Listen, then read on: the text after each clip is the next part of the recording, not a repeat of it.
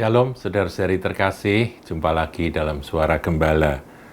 Saudaraku, kali ini saya akan ngajak saudara untuk membaca beberapa ayat khusus di dalam kitab Ulangan pasal yang ke-6 tentang Shema Yisrael. Kita akan lihat ayat yang keempat dari Ulangan pasal 6. Dengarlah hai orang Israel, Tuhan itu Allah kita, Tuhan itu Esa. Shema Israel, Adonai Elohenu, Adonai Echad. Lanjut ayat 5, kasihilah Tuhan Allahmu dengan segenap hatimu, dan dengan segenap jiwamu, dan dengan segenap kekuatanmu. Ini adalah hukum yang terutama yang oleh Tuhan Yesus diulang ya di dalam Matius 22. Kemudian ayat 6, saudaraku. Apa yang kuperintahkan kepadamu pada hari ini haruslah engkau perhatikan. Ayat 7, haruslah engkau mengajarkannya berulang-ulang kepada anak-anakmu dan membicarakannya apabila engkau duduk di rumahmu, apabila engkau sedang dalam perjalanan, apabila engkau berbaring, dan apabila engkau bangun. Satu ayat, yaitu ayat yang ke-7, ini kalau kita bedah, saudaraku, ini merupakan perintah Tuhan dengan maksud tujuan yang dapat kita fahami dengan sangat gamblang, sangat jelas. Dikatakan, haruslah engkau mengajarkannya berulang-ulang kepada anak-anakmu. Tuhan ingin dalam keluarga-keluarga umatnya, pemahaman, pengertian, pengenalan akan Tuhan Allah yang kita kasihi dengan segenap hati, yang harus kita kasihi dengan segenap hati, segenap jiwa, dan segenap kekuatan itu harus diperkenalkan kepada anak-anak sejak usia dini dalam keluarga-keluarga umat Tuhan. Nah, ini merupakan perintah. Jadi dalam perintah Shema Israel itu dilanjutkan dengan perintah untuk supaya umat Tuhan, orang-orang Israel, mengajar berulang-ulang kepada anak-anak mereka. Nah, kata berulang-ulang itu kalau kita renungkan, saudaraku, maksudnya apa? Kok harus diulang-ulang? Seringkali anak-anak jengkel ya pada ayah atau ibu yang menasehati sesuatu yang sudah dipahami, sudah dimengerti, sudah didengar, bahkan sudah hafal ya luar kepala oleh anak-anak. Dan dalam hati anak-anak itu kalau ibu atau ayah mengulang kembali akan sesuatu nasihat tertentu, itu pasti mereka berpikir, ya sudah ngerti lah itu, gitu ya, pasti. Kenapa kok diulang-ulang? Bosen. Saya dulu juga begitu, saudaraku.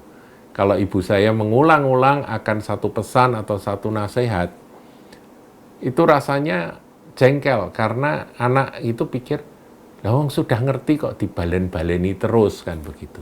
Tapi itu ternyata perintah Tuhan dalam memperkenalkan akan siapakah pencipta kita, siapakah Tuhan kita, itu harus berulang-ulang, saudara.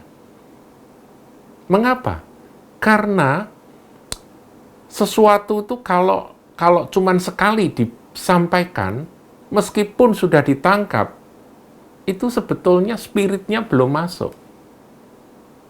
Berulang-ulang itu ada tujuannya, bukan latah ya. Latah terus diulang-ulang gitu, bukan.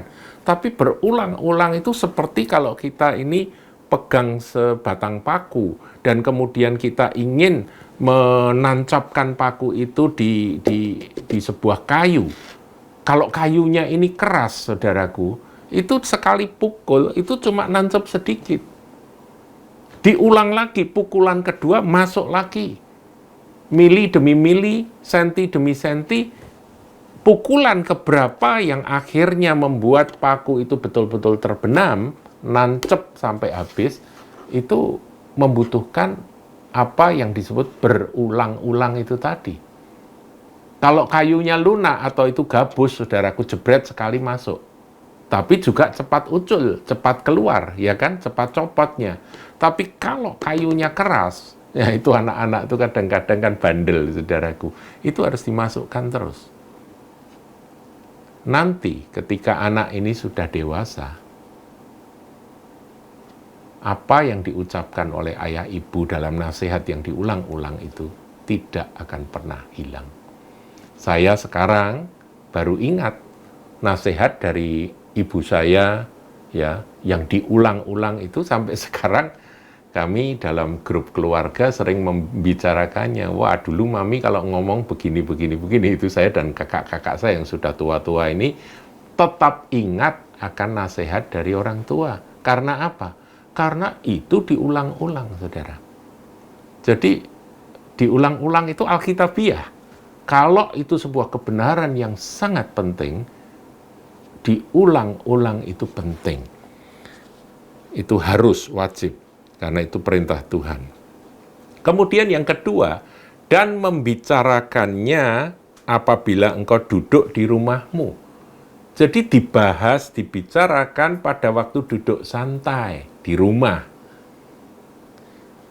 Apabila engkau sedang dalam perjalanan, di dalam mobil, sedang dalam perjalanan, itu pun disampaikan. Kemudian, apabila engkau berbaring, sudah mau tidur, saudara. Nah, dulu ada kebiasaan yang bagus yang ada di dalam keluarga Kristen yang saya pernah dengar. Kami tumbuh tidak dalam keluarga Kristen, tapi saya pernah mendengar ada anak seorang pendeta yang cerita bahwa sebelum tidur mereka pasti mendengar ayah mereka yang adalah Pak Pendeta itu menyempatkan diri untuk menyampaikan akan kisah-kisah Alkitab, firman Tuhan, dan anak-anak mendengarkan.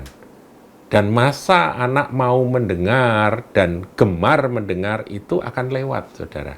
Kalau Anda tidak pakai waktu tersebut untuk menanamkan nilai-nilai kebenaran firman pada kesempatan berbaring mau tidur itu, Anda akan rugi karena kehilangan akan momen.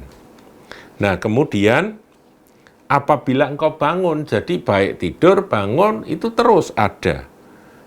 Harus terus dibahas dan dibicarakan kebenaran firman Tuhan. Oleh sebab itu, ayah, ibu, ini adalah pesan firman Tuhan untuk Anda.